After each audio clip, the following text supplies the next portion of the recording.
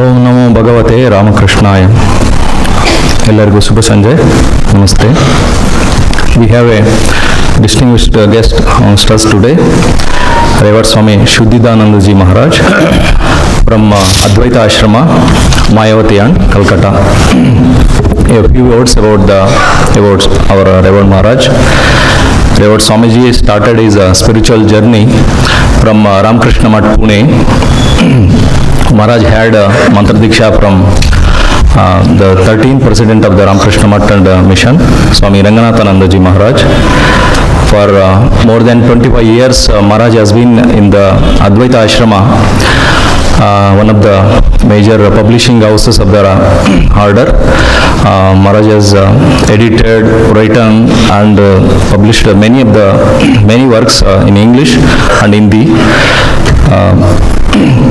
In addition, Maharaj is a prolific writer and speaker as well.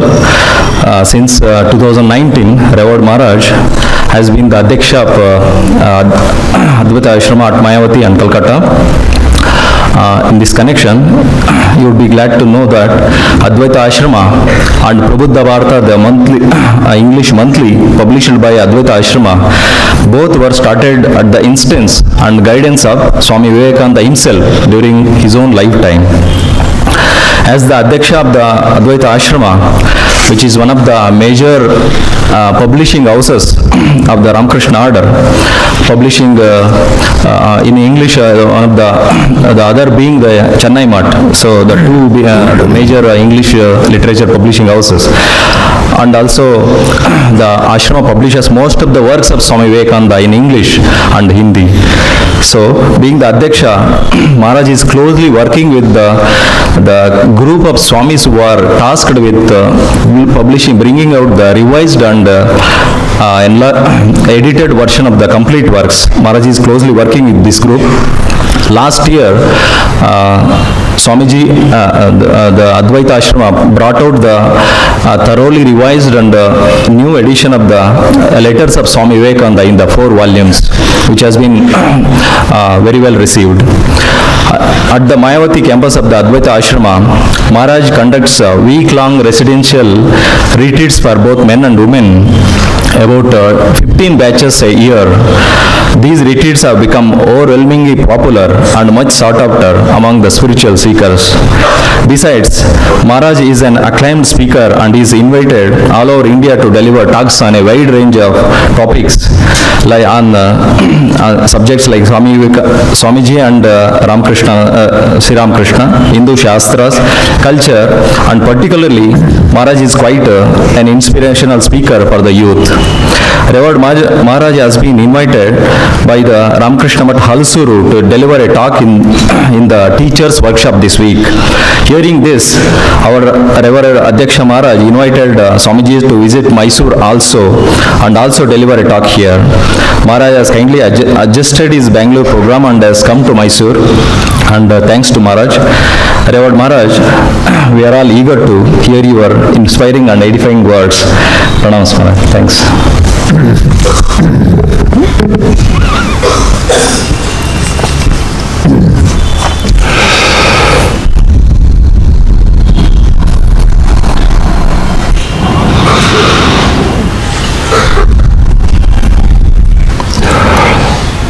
Paratmanamekam jagadbijamadyam niriham nirakaram onkar vedyam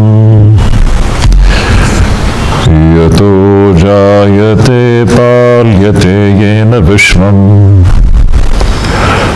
tamisham bhajeliyate yatra vishvam. Hari Om Tat Sat. Hari Om Tat Sat. Hari Om Tat Sat.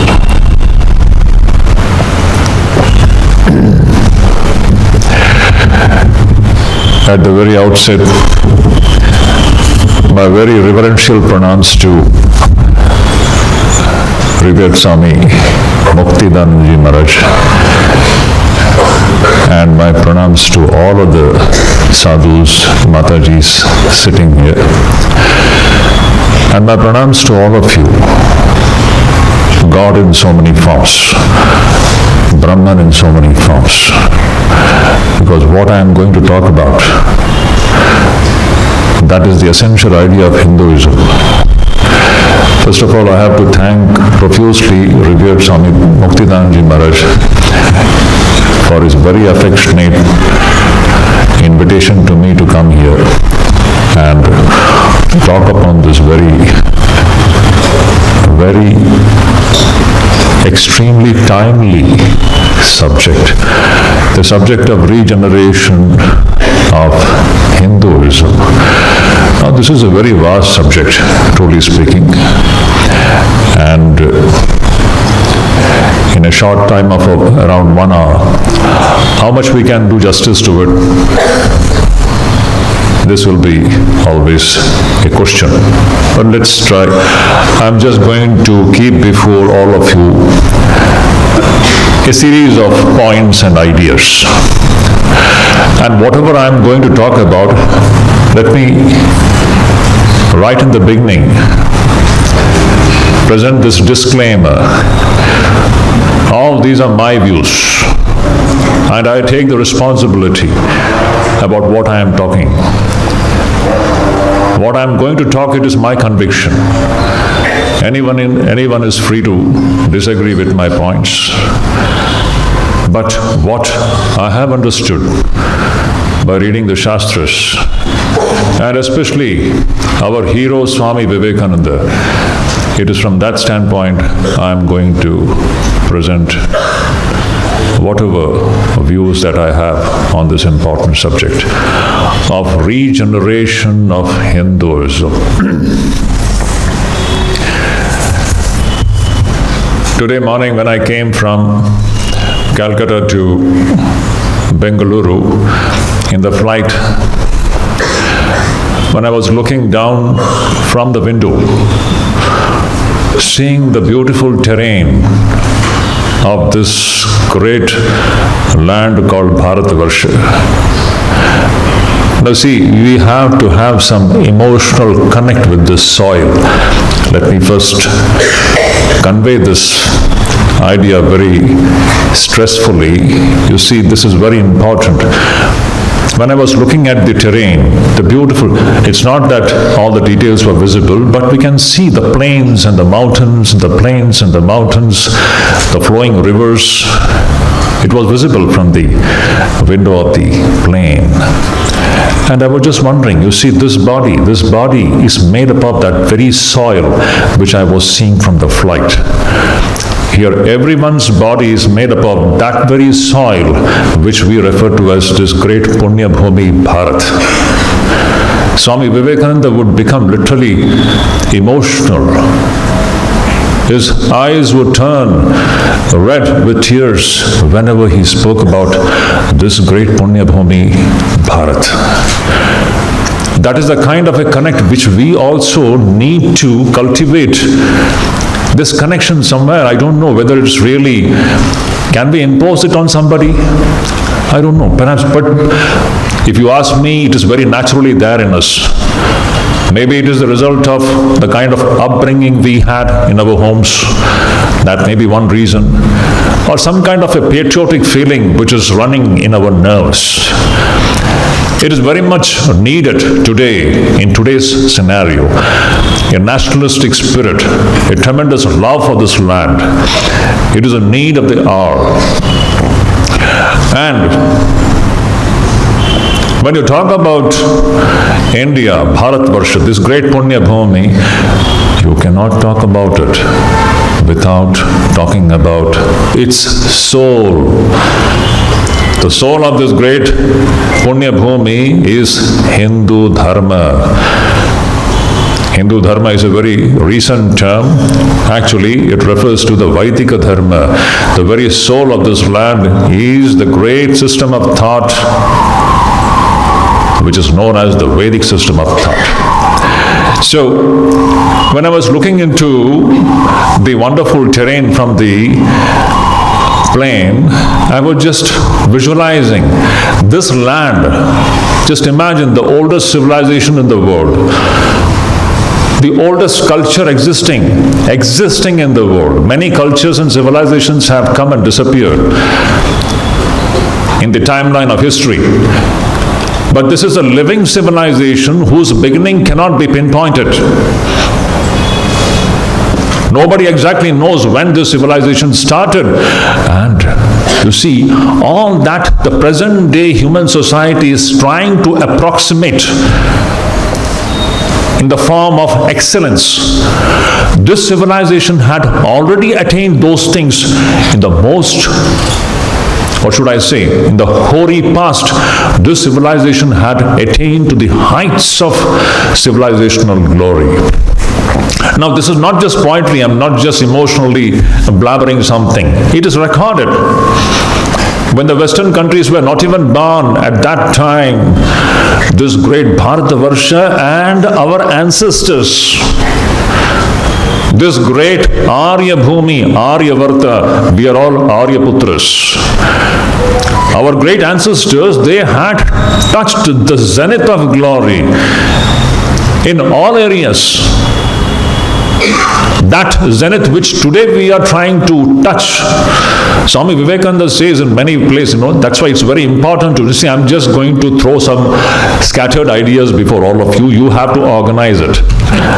I leave the task of organizing to you all. Something which is coming to my mind, I'm just throwing it to you. You take it. Vivekananda says, education. Where did education exist? Education has not even started in the modern times. There is nowhere education in the world. It will be shocking. You may be thinking, I'm talking like a mad person, or Vivekananda was talking like a mad person. He says, education has not even started anywhere in the world. And if at all there existed any true education, that was in this Bharatavarsha Bhumi. What was that education that he was referring to? See, I'm going to come to the main point of Hindu Dharma, the Vaidika Dharma. The kind of education system which existed in this land, today we are trying to once again touch that glory. The West has not had, the West even now doesn't know about what this true education system is. It is just half the story. Half of the story has not been told. But that complete picture of education existed only in this land and only in this land. So, you see, when we look at this in beautiful Indian subcontinent, you can see that here there has been waves of civilizational glory rising and touching the zenith, and from there falling down into the darkness, into the pits of darkness. This has been going on.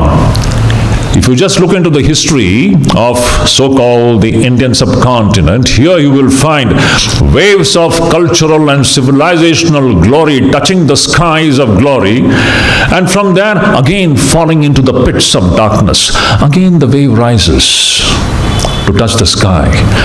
Again it begins to fall down, to go into the pits of darkness. This has been the story of this great Bharatavarsha, this Aryavarta, this rise and fall and rise and fall and rise and fall. Now, what is this phenomenon of rise and fall, civilizational rise and then fall into the pits of darkness? What is this? How do we understand it? When I look into it very carefully, what I understand is, you see, when we talk about Hindu Dharma is essentially Vaidika Dharma. And in the Vedas, you all may be knowing, I'm just touching upon that point, it is not possible for me to elaborate on it in this short span of say 45 minutes. Vedas have got two portions, Jnana Kanda and Karma Kanda. You know that. Now this, what I have been referring to as the rise of civilization and then fall into the pits of darkness, again rise of the civilizational glory, this tussle, it is a tussle between Jnana Kanda and Karma Kanda. What do I mean by saying that it is a tussle between Jnana Kanda and Karma Kanda? When the entire society becomes buried only in Karma Kanda without reference to Jnana Kanda, the degeneration starts. Again, I repeat this point. The story of Indian history can be understood as a tussle between Jnanakanda and Karmakanda. We are talking about regeneration of Hinduism. Our topic of this discussion is what? It is regeneration of Hinduism. But to understand regeneration, we have to first understand degeneration. How do we degenerate? And what are the characteristics or traits of a degenerated state? So that from there we can once again trigger or stimulate the forces which can bring about regeneration. So, the history of India, especially I'm talking about India, this is applicable to other places also, but in a very technical sense, if you just look into the history of India, where we find this kind of a rise and fall of civilization taking place periodically, it is essentially the tussle between Jnanakanda and Karmakanda. Whenever the Indian society got buried, I'm using the term buried, you bury yourself, is it not?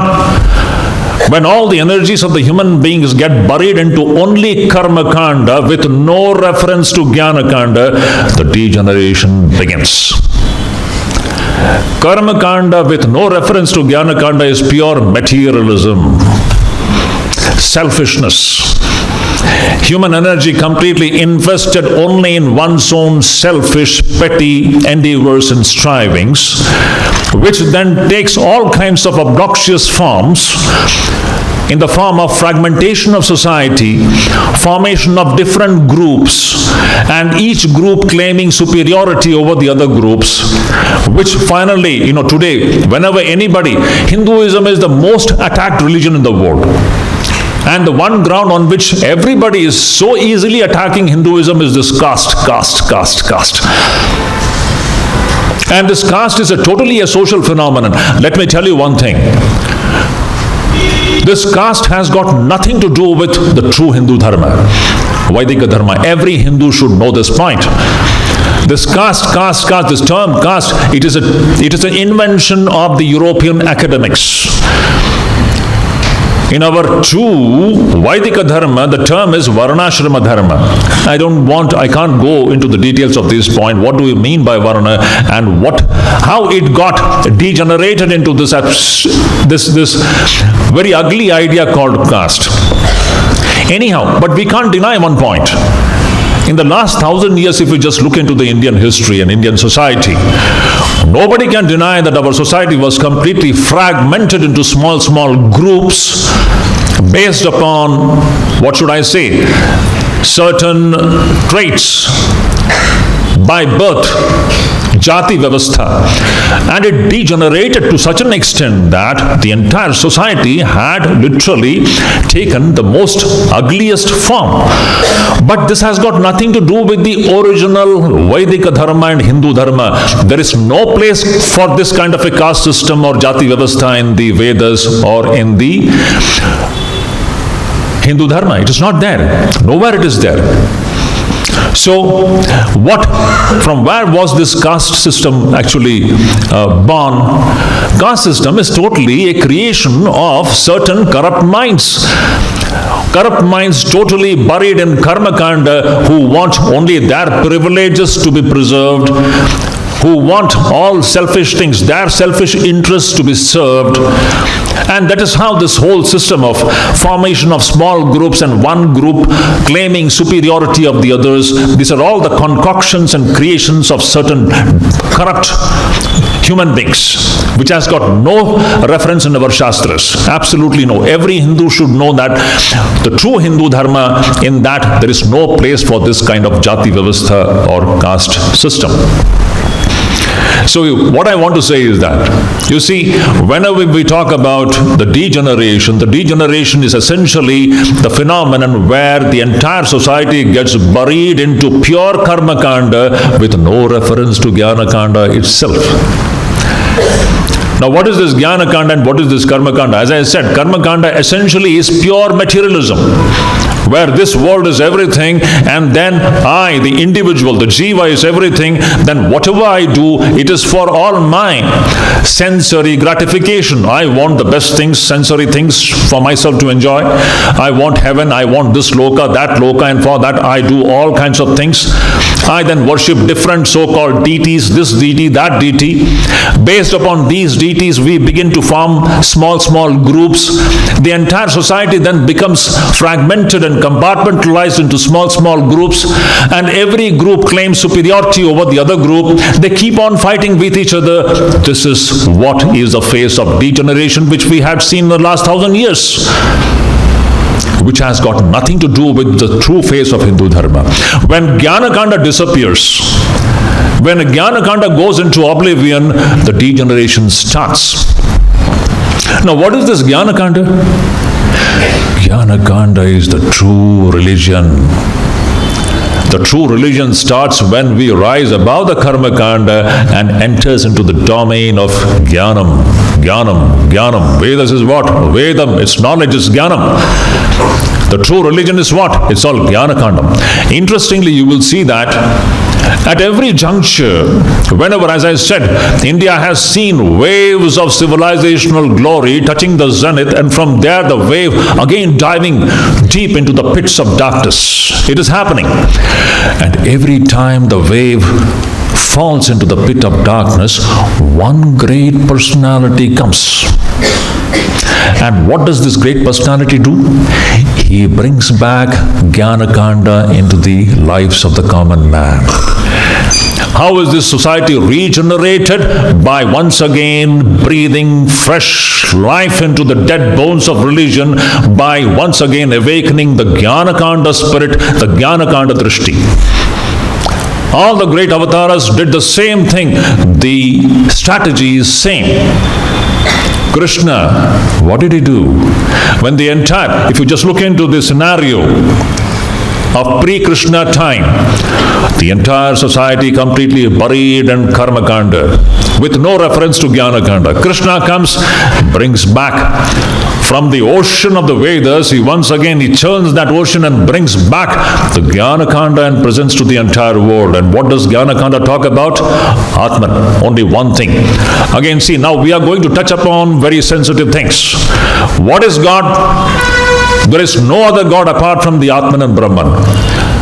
All the so-called different forms, they are only different doorways to come to this experience of the Atman. There is no mention of any personality in the Upanishads and the Vedas. It's all the pure, the true nature of the human being, which is consciousness, which is the Atman, which is the Brahman.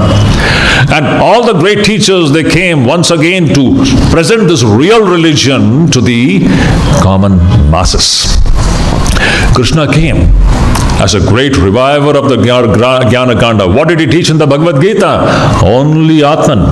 Hey Arjun, know your true nature, and now you see what you can do. Your confusions are gone. From a degenerated state, the man is regenerated. If a man is regenerated, the society can be regenerated based upon the Jnanakanda. When we talk about regeneration of Hinduism, this is the strategy. Krishna, after Krishna, you can take the next big example. Buddha, the pre-Buddhistic phase, utter degeneration. What? Entire society completely drowned and buried in Karmakanda. Buddha comes, what did he do? Completely rejects Karmakanda, brings back Jnanakanda, the true nature of the human being. Which God did he preach? He preached only Atman, nothing else. Again, 1,000 years later, once again the entire society goes into this marshy mud of Karmakanda with no reference to Jnanakanda, and a great teacher comes, the great Shankara. What did he do? Again, he brings back the Jnanakanda, the Atman. Again, after 1,000 years after Shankara, we find the same situation in the 19th century. See, we are talking about regeneration of Hinduism. How is this Hinduism going to be regenerated? We should understand what Hinduism stands for. What is the essential teaching of Hindu Dharma or the Vaidika Dharma? In pre-Vivekananda, if you just look into the scenario, the social scenario, the 1,000 years, as I said, the entire city, Swami Vivekananda puts it in a very simple term, the whole religion has gone into the kitchen pot. The kitchen pot has become the God, and the whole, that kitchen has become the altar. Means what? It's all karmakanda and karmakanda and karmakanda, all selfishness, selfishness, selfishness. Entire human society broken and fragmented into small, small groups, each group fighting with each other, one group worshipping this deity, another group worshipping that deity. This is the situation which can be seen before the advent of all such great masters. Again, Vivekananda comes. Sri Ramakrishna comes. When I talk about Vivekananda, it is Sri Ramakrishna. What did Sri Ramakrishna show? Again, going back, he brought back the religion of the Upanishads, the true nature of the human being. Recently we celebrated the 1st January, Kalpataru Day. What was the blessing that he gave to everybody there? Let your spiritual consciousness be awakened. What are the God? It is spiritual consciousness. Right here, right now. Not this form, that form. It is the awakening. It is the awakening of your own understanding about your true self. Who you are. Who I am. So this is how you find in the history of India, you will see this phenomenon of rise and fall is essentially a tussle between Jnana-kanda and Karma-kanda. Presently, the Hindu society has once again gone down into this karma-kandic kind of a framework from where Ramakrishna and Vivekananda have come to rescue it by once again bringing back the Jnana-kanda, the Jnana portion, the true religion, which is the religion of the Atman. This we can see happening. Now when we talk about regenerating Hinduism, the essential point is this. The Hindus themselves have to be first educated about what Hinduism is. Hinduism as it is visible on the surface is one thing. Hinduism as, in the forms of, as I said, when Karma-kanda dominates and Jnana-kanda disappears, that will be the death of the true religion. And then from there, once again, it has to be regenerated by bringing back the Jnana-kanda. It is just like a seed, I'm just visualizing a seed. A seed is inside the earth, in the mud. And suppose if the earth is barren, there is no nutrients in the soil, nothing is there, and the seed will begin to dismantle. Degeneration means dismantling. The seed is getting dismantled, it is getting disintegrated, it is getting dissolved, it is dying. When the Jnana-kanda disappears, the true religion will begin to disintegrate, it will begin to dismantle, it will begin to dissolve, it will begin to die. It will pant for a few breaths to keep itself alive. At such a juncture, a great teacher comes. Once again, he breathes afresh. He brings the needed nutrients into that soil, and he breathes fresh air into that situation, and the dying seed begins to become alive. And from that seed comes out the fresh sprout of true religion. This is what precisely Vivekananda and Sri Ramakrishna has done in the 19th century. The dying seed of this great Vaidika dharma, if you just look into it, 19th century situation, the entire, just like in pre-Shankara situation, the entire Vaidika dharma was literally on the verge of disappearance. Literally on the verge of disappearance in so many ways. I cannot go into the details of all those things. But to put it in a simple one sentence, the entire Hindu dharma was on the verge of disappearance in pre-Shankara time and pre-Vivekananda time, owing to several reasons. And these great teachers, they come and once again they revive it, just like reviving the dying seed, and from that the sprout comes out. The sprout turns into a beautiful sapling over a period of time, and the sapling will grow into becoming a big trunk and a big tree in course of time. Now, Sri Ramakrishna and Swami Vivekananda is just 125, 130 years phenomenon. The process of regenerating the seed of dharma has started. It will take time. It will take time for the seed to become a sapling. It has become a sapling. But to become a strong, unshakable tree, it will take time. It happens over a period of several centuries. But we have certain things to do in this situation. We have to ensure that the seed, the sapling is kept alive. Sri Ramakrishna and Swami Vivekananda, they came and they breathed fresh breath into the seed, and the seed is now growing. We all have got a responsibility to water it, to nurture it, and to ensure that it grows in the right direction. Now, that is the main subject here. How are we going to regenerate Hindu Dharma? The first and most foremost point when we talk about regenerating Hindu Dharma is the Hindus themselves have to be first educated about what true Hinduism is. Just now, a little while ago, I went to see that Vivek Smaraka, and I came to know how, the biggest enemy of the Hindu is the Hindu himself. I'm going to speak very bluntly, with I'm a sannyasi, I've got no hatred for anybody. But facts are facts. We should know what is evil and what is good. And evil has to be handled the way evil deserves to be handled. Often what happens in the name of religion, we literally speaking, we surrender our common sense at the altar of religious superstition. I always tell this. In the name of religion, in the name of certain religious practices, we surrender our so-called common sense at the altar of religious superstition. No, common sense is very important. The common sense which proceeds from Jnanakanda. That is what precisely Krishna was teaching Arjuna. The true philosophy of life is what? You don't have to turn the pages of any books, this book and that book. The philosophy is very simple. Jnanakandam, Atman. Knowing one's own true nature and the common sense which proceeds from there in our transactional plane, we should be able to understand what is evil and what is good and handle good and evil the way they deserve to be handled. There is no one way of responding to all the situations. Situations will vary. Sometimes it will be intimidating. Sometimes it will be overpowering. Sometimes it will be favorable. Situations are going to be different. And every situation has to be handled the way it deserves to be handled. The response is always not the one. The responses have to change. This is the use of common sense coming from the vision of oneness, Atman. This is precisely what Sri Krishna was teaching Arjuna. See, I'm talking about regenerating our society. Unless we have the right vision, a confused, a foggy kind of a situation, we don't see anything clearly, and we do things which we are not supposed to do, and we don't do things which we are supposed to do. This is precisely which is happening in Hindu society today. We have the greatest wisdom with us. Unfortunately, no one knows about it.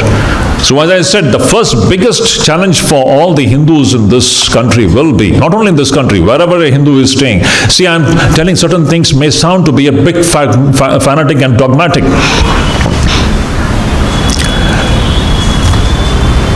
Hinduism is the only community which is non-communal.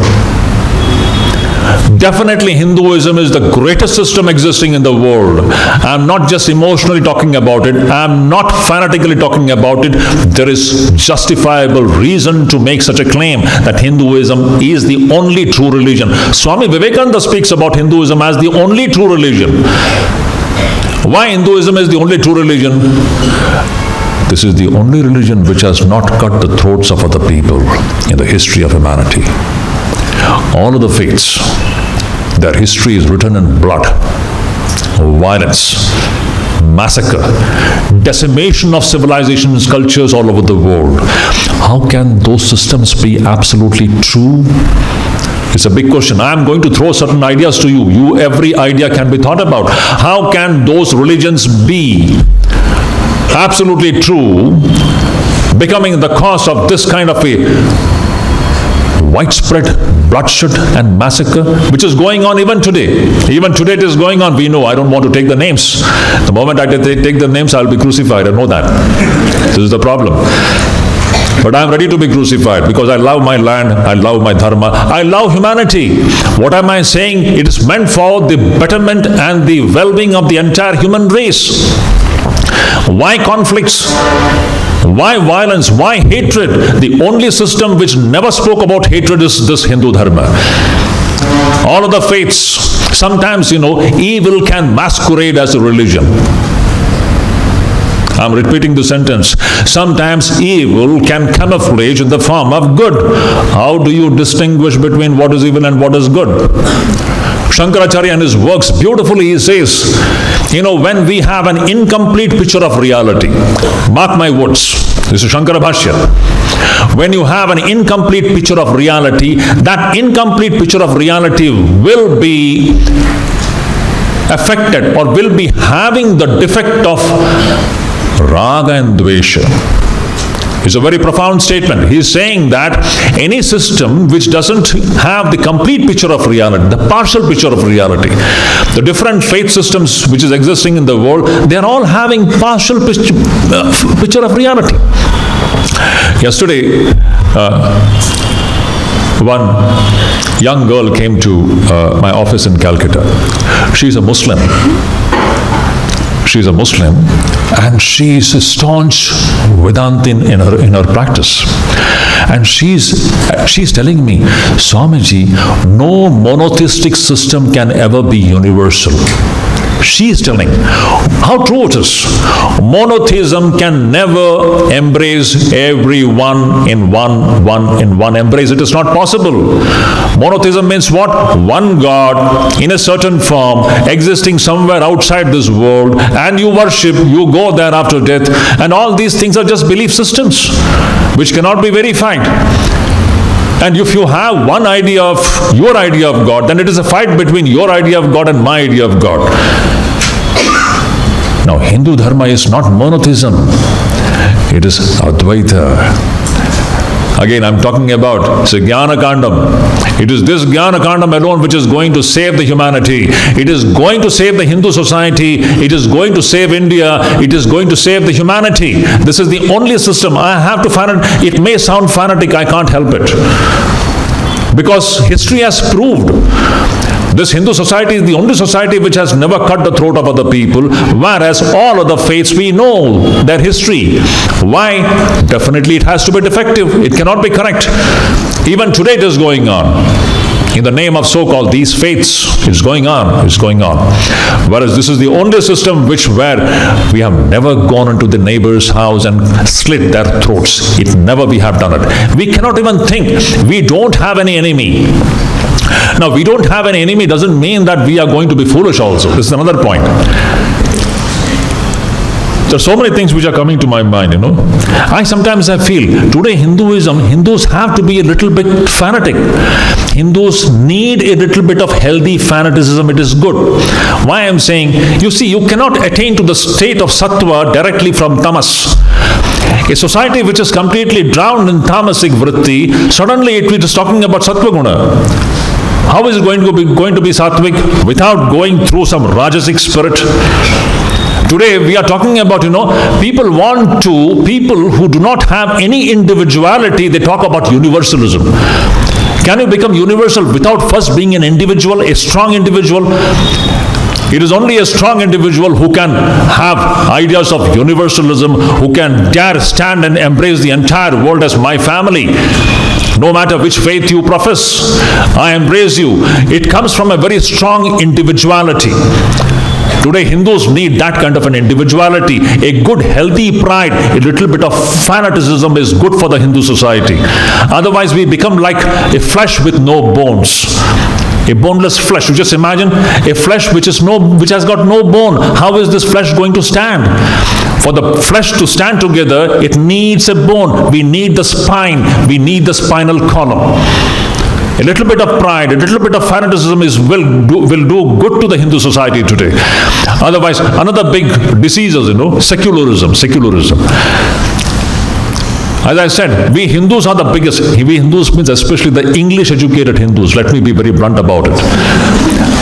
This modern education system, they turn us into boneless flesh, spineless people, with no pride in one's own civilization, with no pride in one's own ancestry. You don't have pride in your own father and your forefathers. What kind of a human being we are? Our blood should begin to boil when we think about our ancestry, the great ancestry. That is the kind of pride which every Hindu should have, every Indian should have. So, we are talking about secularism. Just imagine, we, especially Hindus, are the most, I should say, the proponents of this great idea of secularism without actually knowing their own religion. They don't know anything about their own dharma and they profess secularism. Do you know, if at all secularism means accepting everyone equally, then Hindu dharma is the only dharma which is secular, and this is the only society which has practiced it. Everywhere it is only on the paper. Even today it is only on the paper. It is this Hindu society only which lives secularism. It is there in our DNA. We don't have to get the idea of secularism from European academics. It is there in our DNA. This, if secularism means accepting everybody as our own, then it is the Hindu society alone which has lived it. Swami Vivekananda talks about it in his complete works. Do we have to learn the lessons of secularism from the West? So Hindus, before the so-called English-educated Hindus, before they talk about secularism, they should first know their own dharma, the glory of Hindu dharma. This is what I was saying. If you want to regenerate Hinduism, the Hindu society, they have to be first educated about Hinduism, what this Hinduism is. Many times when I look into our present day, our youngsters, these boys and girls sitting, they have absolutely no idea about what this great system is. What a wonderful thing. Now I was just referring to this Jnana-kanda. What is this Jnana-kanda? Jnana-kanda refers to that unifying principle. How can the entire humanity be unified? By monotheistic ideas of God? Some God sitting beyond the heavens, beyond the clouds, up there, and you wait to go there. All this Swami Vivekananda says it is good for mustached babies. To put in Vivekananda's language, Swamiji says it is good for mustached babies or kindergarten children. Is the present day humanity groomed in modern physical science and scientific principles? Will they be satisfied with these, what should I say, mumbo jumbo and all kinds of superstitions? We are in search of that one unifying principle, pure science. What can unify the entire humanity? That is what our rishis had discovered ages ago in our Vedas, the Atman, Jnana-kanda. Now see, this is what I was saying. When Karma-kanda becomes dominant with raw reference to this Jnana-kanda, Jnana-kanda means that unifying principle, then the society begins to crumble. Once again, to unify the society, we have to bring back the knowledge of that unifying principle which is the Atman. Every great teacher in the history has done it. Krishna did it, Buddha did it, Shankaracharya did it, Vivekananda did it. 500 years later, the next manifestation will do it. Society can be benefited, society can be regenerated only by this unifying principle of the Atman. It is Advaita, the true religion. This every Hindu should know. So that's why, as I said, the educated Hindus, they have to be re-educated. This is Swami Vivekananda's famous word. So let us not talk about universality first without becoming first individual. Let the Hindus first become individuals. Let there be some pride about who we are. Let there be some pride about our ancestors. Let there be some pride about the blood which is coursing in our veins. It is carrying the DNA of that Jnana-kanda, the Atman. It is there, only it needs to be awakened. This is what Vivekananda was trying to do it. What did he preach for the 9 years? Did he preach any personality? Nowhere. It was all the true nature of the human being. That is the true religion, which alone cuts across all the groups. Now see, today I just went to see that Viveka Smaraka, and I was told about the so-called the local tussle between different groups. I don't want to talk about it in details. We Hindus, how we are fragmented into different sects, and we Hindus are our own enemies. Why? We have lost sight of the Jnana-kanda. If every sect of the Hindu, they know our unifying, we should know the common basis of Hinduism. There is one whole talk given by Swami Vivekananda which is titled as Common Basis of Hinduism. Having sects is not a problem. Let there be thousands of sects, but we don't have to become sectarian. To form sects and to form group is a natural human tendency and behavior. That is perfectly fine.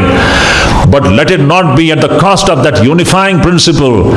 Even when we are following the different ways of upasana and different ways of worshipping this deity and that deity, let us not forget that unifying principle. There is one unifying principle. When we lose sight of that, society breaks into different groups, and that is the history of last 1,000 years of India and Hinduism. Society fragmented, compartmentalized into so many sects fighting with each other, and invaders come and they rule us.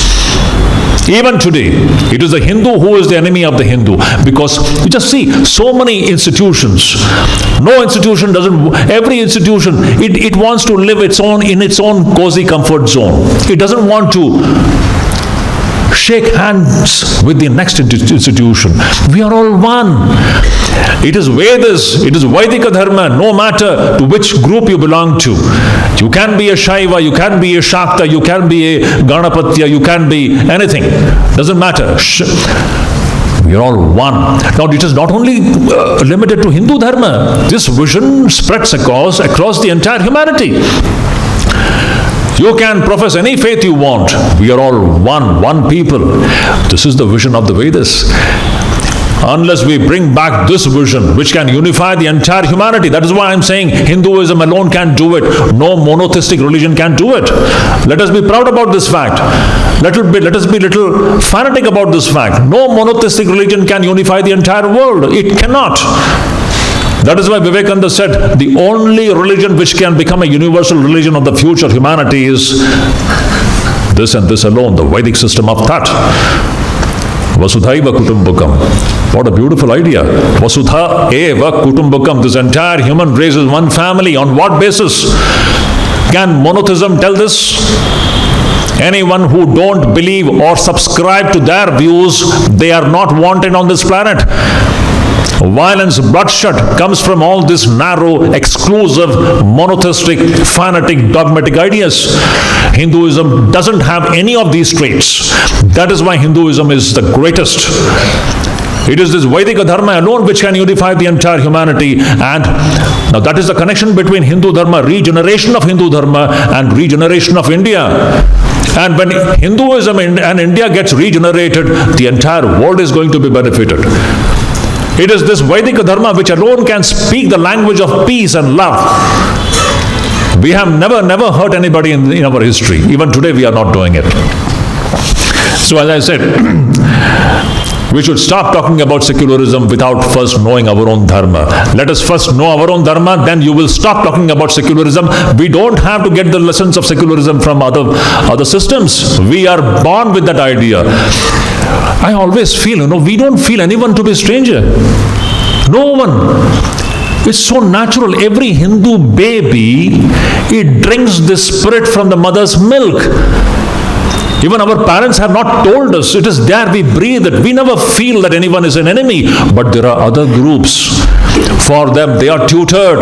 They are brainwashed to believe that anyone who doesn't profess their faith, they are all enemies, and they need to be either converted or decimated or finished. Look into the India's history, it has happened. We have lost so much of our land, and it is going on. Even today it is going on. If Hindus don't wake up now, be ready for another breaking. How did this India get partitioned? Because of this evil. And further partitioning will happen if Hindus don't stand up united. We are inviting our downfall by not remaining united. All this small factionalism, sectarianism, I am Shaiva, I am this, I am that, I follow this God. No, we are all the followers of Brahman. Please understand this. Every Hindu should understand we are all following Brahman and Brahman alone. These personalities are just small doorways to reach Brahman. Everybody is doing upasana on Brahman. Please understand this point. That is the unifying principle. You can be a Shaiva, you can be a Shakta. We are all one. Please understand this point and stop bickering over these petty things. If we stand united, Hinduism will be saved, Hindu society will be saved, India will be saved, and if Hinduism in India is saved, humanity will be saved. Because this message of peace, no one else has got it. It is only in Vedika Dharma and Vedika Dharma alone. So, when we talk about this regenerating Hinduism, one thing, I am going to tell certain things. Why should India not be a Hindu state? I always this question. And why are we so timid to talk about it? Why? You know what? That poison of secularism is there in our head. It is just imagine, we are 1 billion people and we don't have our own house. Other faiths, they have got 50 countries belong to a particular faith, openly declaring we are that. 80 countries belonging to another faith, openly declaring we are that. 1 billion people on this planet, we don't have a land to say that it is ours. They were born 1400 years back, 2000 years back. This Aryaputras, Aryan race have been living here from timeless past. We don't have a formal state to say that it belongs to us. Secularism, this poison of secularism, how it works, I don't know. I'm just throwing certain ideas before all of us. This should be a Vaidika Dharma state. Why would anyone even have a doubt about it? Because we don't have pride about it. This absence of pride. I always say Vivekananda's Chicago address, 11 September 1893. What was it? It was an explosion of the Hindu pride. I don't know whether you have read it very carefully. Every sentence was an explosion of the Hindu pride. You just read it carefully. The first sentence, the second sentence, the last sentence, every sentence was the pride in two things, Hindu Dharma and Bharatvarsha. He exploded on the humanity on that day and made the humanity sit up and listen to him and understand the glory of Hindu Dharma and India. Because if Hindu Dharma and India survive, the world will survive. Otherwise, we see what's happening in the different countries. It's all hooliganism. It's all might is right kind of a philosophy which works all over the world. Where is love? Where is acceptance? See, I'm talking from the Hindu standpoint. Hinduism has got only one message. It's of love, universal love. Love coming from that Atmadrishti. Everybody is divine. Hindus have to understand this point. So today, as I said, if an occasion comes, this state, this country should be formally declared to be a Hindu land.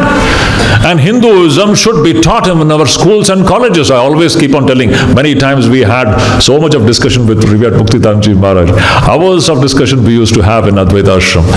And I always say, this so-called co-curriculum or parallel, why parallel? It should be the mainstream striving. Our Dharma, Upanishads, Yoga, this should be taught in the mainstream. Children should grow up with the idea of Shivoham, Shivoham. That is the true religion. Not any personality centered. It is Om. Swami Vivekananda mentions this point. Om, bring back that Om. Om is the basis, the common basis of all the sects which we have in this country. Not one personality, it is the principle. Vaidika Dharma, Hindu Dharma is essentially based upon principle, not personalities. Personalities come and go. Let us understand this point very clearly. What unifies the entire Hindu society or India is a principle. It is the Atman, it is the Brahman. This should be understood very. So next time when I say that, oh, I am the follower of this person. No, we are all follower of Brahman only. Let every Hindu understand this point. You may be doing a certain kind of an upasana. You are moving towards your own true nature, which is Atman, which is Brahman. There is no other meaning to that practice. So this we should understand, that Hinduism should be taught in our schools. And Hindus, please, I request, I don't know, this is recorded. Through this recording, I would appeal to every Hindu all over the world. Every Hindu should celebrate every Hindu festival. Temples and rituals, celebrations, festivals. These are all great, great things, which preserves this great culture and heritage. So actually Hindu Dharma is a combination of Jnana Kanda and Karma Kanda. Again, let me going back. It is not that Karma Kanda doesn't have its place. Karma Kanda is very important. But what is dangerous is when Jnana Kanda disappears and only Karma Kanda dominates, that is the beginning of the downfall. What is needed is a perfect balance between Karma Kanda and Jnana Kanda. Karma Kanda with the balance of Jnana Kanda. Karma Kanda with the Atma Drishti is the most beautiful religious life. Shankaracharya says in his Gita Bhashya. So beautiful. pravritti lakshana dharma and nivritti lakshana dharmascha. When there is a perfect balance between these two tendencies, one is tendencies towards karma and the other is towards the jnanam. This balance is what makes the individual healthy, this balance which makes the society healthy, and this is what makes the entire humanity healthy. A perfect balance between these two, what should I say, energies manifesting or expressing itself in two different directions. There has to be a balance. Minus Jnana Kandam, minus the so-called Atma Drishti, only Karma Kanda is the doorway to degeneration and destruction. So all the great masters have revived Hinduism through stressing this Jnana Kandam or bringing this Jnana Kandam into our so-called Karma Kandic life. Without this Jnana Kandam, this Karma Kanda becomes the doorway of all evil. So one last point, I will just, it's already time is over. We can go on and on and on. The philosophy. As I said, in society, not many times, it has happened in the past. It is happening now. It will happen in the future also. Evil masquerades as good. Evil even masquerades as religion, faiths. We should be able to distinguish between what is genuine and what is evil. And when we know it is an evil, we should have the strength to handle that evil the way it deserves to be handled. Actually, religion is only one religion. According to, if you read Vivekananda properly, the only true religion is the religion of manliness. Only true religion is the religion of strength. Only true religion is the religion of bravery. A religion, sometimes religion can make us weak. If religion is making you weak, then there is something seriously wrong with it. Religion cannot make the human being weak. If it is not making you strong as an individual connected with the divine, then something is seriously wrong. The only religion, the true religion, is the religion of manliness, not of cowardice. The only true religion is the religion of strength, and this manliness not in a gender sense. Manliness is a state of the mind. I'm not talking about man-woman kind of a gender distinction. Manliness is that wonderful spirit of the soul which can dare to stand for truth. That is the only true religion, and that is the religion of the Upanishads, that is the religion of the Vedas. Swami Vivekananda was the one person who would hate cowardice. So whenever, just imagine, I always say this point, country is attacked, our dharma is attacked, our people are attacked, no one even opens their mouth. What is wrong with us? What is wrong with us? And most funny thing, you can see, our Hindus, they are very secular people, modern English educated people. They will burn candles for somebody dying in Gaza, but our own people being massacred here, they won't open their mouths. Delusion cannot go farther actually. They would burn candles for somebody dying in Gaza. I'm not saying that person dying in Gaza is not important. Every human life is important. Everybody is equally dying. But why are we so confused? When our own people are massacred, nobody wants to open its mouth. First, Hindus will have to learn to defend themselves against all kinds of, what should I say, atrocities committed by certain groups of people. For that we have to stand united. See, we are talking about regenerating this group. Again, I'm telling this is very important, not from the fanatic standpoint, because we are the only people, we don't have hatred for anybody. But not having hatred for anybody doesn't mean that we have to be foolish. Let us not surrender our common sense at the altar of religious superstition. Common sense should proceed from the Atman vision, and then you decide how to handle every situation. Sri Sri Ma's beautiful teaching, I always say that is the best teaching of Sri Sri Ma. In Bengali she says, Jekhane Jamon, Shekhane Temon, Jar Jamon, Tar Temon, Jokhon Jamon, Tokhon Temon. What a beautiful teaching. She was talking about the pure religion of the Upanishads, the brave picture, how we are going to handle different situations. In every situation, your response cannot be same. Somebody says, no, we have to be non-violent in all the situations. It is foolishness. When the country is attacked, When the honor of our sisters and mothers are in danger, you will talk about ahimsa. Situations will demand different kinds of responses. That response should come from the Atman vision. You should know how to respond to it. Our community has to be defended. Our religion has to be defended. This country has to be defended. If Hindu Dharma survives, India will survive, the true India will survive. And if Hindu Dharma and India will survive, humanity will be saved. Because this is the only Dharma which speaks the true language of love. It doesn't speak, it lives it. We have only love in our hearts. We have no hatred for anybody. Let us tell this openly. That is why Hindu Dharma is the only true Dharma. So, my dear devotees, this can go on and on. There's no end to it. And when I was coming here, first of all, I have to once again thank revered Muktidarji Maharaj, because he knows what is so very dear to me. Because when he was in Advaita Ashrama, we used to discuss this subject so much on these issues, and Maharaj also used to share wonderful ideas about. But dear brothers and sisters, I'm telling, this is a very sensitive thing, very important thing. If we Hindus don't stand united, be ready for getting massacred. It is happening right beneath our nose, I'm telling you. If this thought system survives, India will survive. And if this thought system and India survive, the world will be benefited. Because we alone believe and we alone live the life of love and acceptance. Thank you so much. Once again, I thank Revered Muktidananda Maharaj for having given me the chance. And let us strive in our own small ways to let us have some pride about who we are. That is the first thing. Swami Vivekananda was the proudest Hindu ever born. He was the proudest Hindu ever born. Let us have a little bit, a fragment of that pride in ourselves. Let us become individuals before becoming universal. That is the main point. Thank you so much.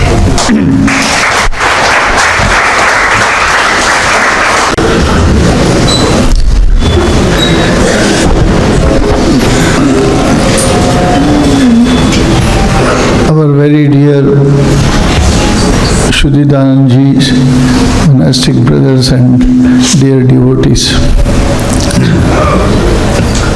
what we passed through in last 1 hour is a electrifying speech which will definitely bring about a transformation in our approach to our life and understanding of Hinduism. We cannot just live ignorantly and swallow all that rubbish around us and lead a life which is based on half-truth, not clear convictions. What Maharaj was emphasizing is the Jnanakanda of Hinduism. See, we are put on the Vidyashala top as you enter. Swamiji's one statement, knowledge alone will make us perfect. Knowledge alone will make us perfect. We should not compromise anything with any shade of ignorance. Ignorance comes and pervades us in different disguise, different form. And understanding Hinduism is understanding the real way of living a right life on earth. If at all you have to live a very meaningful, enlightened life on earth, understanding of Hinduism is basic need. So Swamiji enlightened us today that how there is a conflict between Jnanakanda and Karmakanda. Please note here, at the end he told, not that you should dismiss all karma kanda. Karma means rituals. See, our religion consists of philosophy,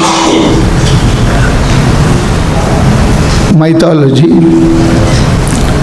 rituals and spirituality. The spirituality and philosophy is the Jnana Kanda of our religion. Mythology and rituals are the Karma Kandas. So, through the windows of mythology and the Karma Kanda means rituals, activities, we need to take our mind forward towards the Brahman, towards the Jnana. Jnana alone is life, everything else is ignorance. What is Jnana means? Who we are, what truth is. See the scale and the range and the goal and the perspective of Hindu philosophy, Hinduism. Unfortunately, this great knowledge of Upanishads and Rishis are not given to our people. We are like rich people with all kinds of disease. Disease is ignorance. We are symbolically rich. We have a great treasury of knowledge. Our Hinduism is great. But no one knows, no one lives. No one bothers to give it to the next generation. No one feels for it. And all rubbish is been thrown over this great edifice of light, knowledge, Hinduism. And our people are unable to defend. What is, very sorry state of affair. So Maharaj has awakened us. He is a very bold person. We used to have a lot of discussion for hours like that. And he has mastered the truth of the Shastras traditionally and exactly. What the scriptures are, what are our Brahma Sutras, what is. Last time when he came, I requested him to speak to our monastic and others on Adhyaksha Bhashya. He spoke here from this platform itself. He makes it so easy, so it's very interesting. What is truth? Which appears to be something different. The human intellect is a great gift of God. If we do not use our intellect, only way is that we live in ignorance. If you do not use our intellect, what will happen? If you switch off the light, what is the result is darkness. Is it not? So, let us, another thing, strength, courage, knowledge, purpose of life, meaning of life, not to be cowed down by surrounding darkness. Look out for the incoming light of the dawn. Let us not fear about something which is happening all around. Swamiji says fear degrades the mind. Fear will not allow you to do the right action.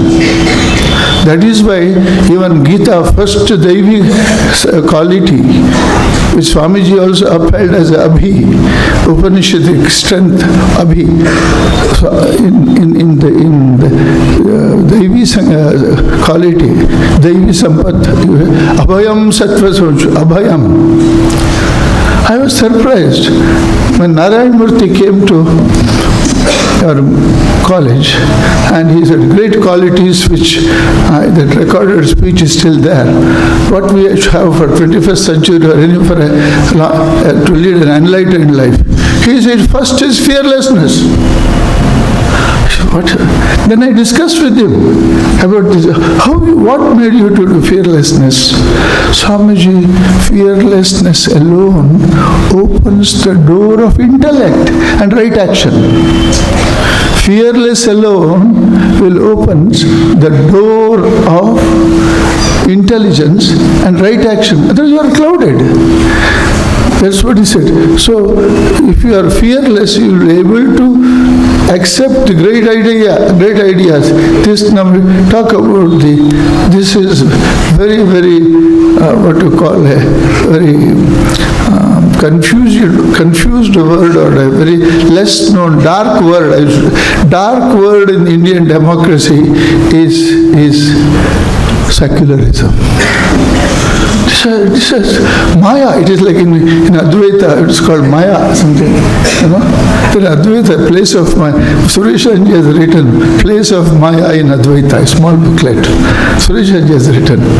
So, this secularism, understanding, not understanding, half understanding, it has made us really foolish. Most secular means accepting everybody as true and great is Ramakrishna, Vivekananda, Sharda Devi, and our Sanatana Dharma. Is it not? We accept all. See, Swamiji's, everybody should by heart, Swamiji's Chicago first address. See how Hinduism is sweeping, how he captured the entire world by those, and each word, each sentence meditate.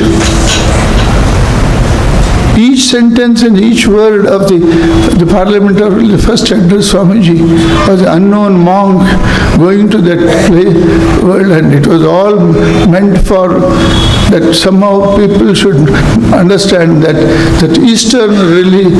Western religion alone is true and ultimate. That was the purpose. You see the Chicago Parliament religion addresses all the details.